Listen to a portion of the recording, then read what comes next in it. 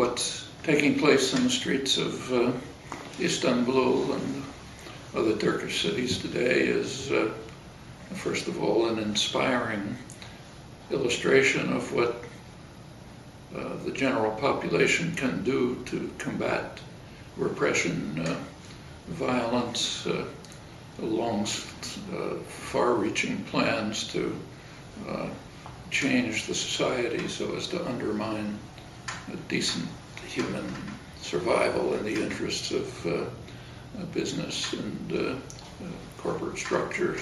It's part of what's happening in Turkey. It's particularly significant because of Turkey's major role in the region, most important country in the region. Whatever happens in Turkey is going to have very broad influence, already beginning to have influence east and west.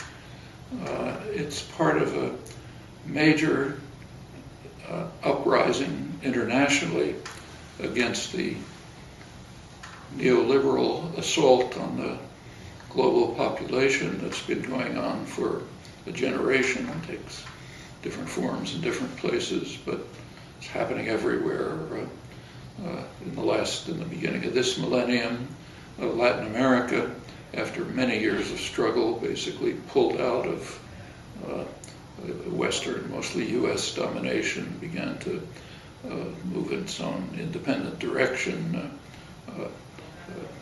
Some countries refused to pay the improper debts that had been imposed. Others have sought in other ways to extricate themselves from the neoliberal shackles that had led to impeded growth and development, caused enormous difficulties for the population throughout in North Africa. The Arab Spring, now in a kind of a temporary period of waiting, began to follow the same course, also reacting strongly to the impact of the economic programs imposed by the international financial institutions, Western powers generally, local authorities, dictators implementing them. That's right now in abeyance. We don't know where it'll go. Turkey's joining now. There are similar developments throughout Europe, very strongly in Greece, also in Spain, here in the United States as well, with the popular uprisings in Wisconsin, later Gezi Park, and the Occupy movement. I think all of these are parts of one general global reaction to imposition of social and economic policies over the past generation that have been extremely beneficial to tiny sectors of concentrated wealth and have generally had a severe impact on populations worldwide. It's been associated in many places with repression.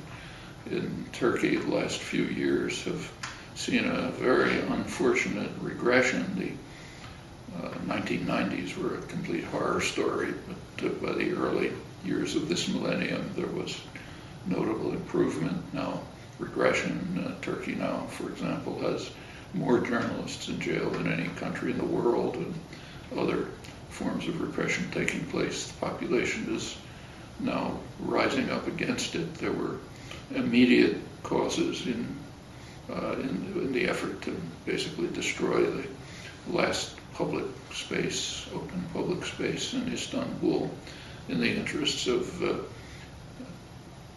military installation, mosque, commercialization, gentrification, and destroying the traditional character of the city. And it's now spread to much broader issues. For the international community, those who are concerned with human rights, justice, freedom, the welfare for the general population, should be an occasion for an opportunity for support and solidarity, and there are fortunately solidarity activities taking place all over, but also an inspiration for their own struggles. These are international struggles. There should be a lot of mutual support and interaction. For the great powers, who have been imposing these systems is slowly destroying Europe. It's having harmful effects in the United States. This should be a warning that they should return to, put an end to these policies and turn to paying attention to the needs and concerns of the general population, not just to a tiny sector of corporate power and concentrated wealth. But the events in Turkey themselves are right now kind of a beacon of hope and of opportunity, which deserve the strongest possible support, and one can only express admiration for the people on the front lines and hope for their success in their just and very significant struggle.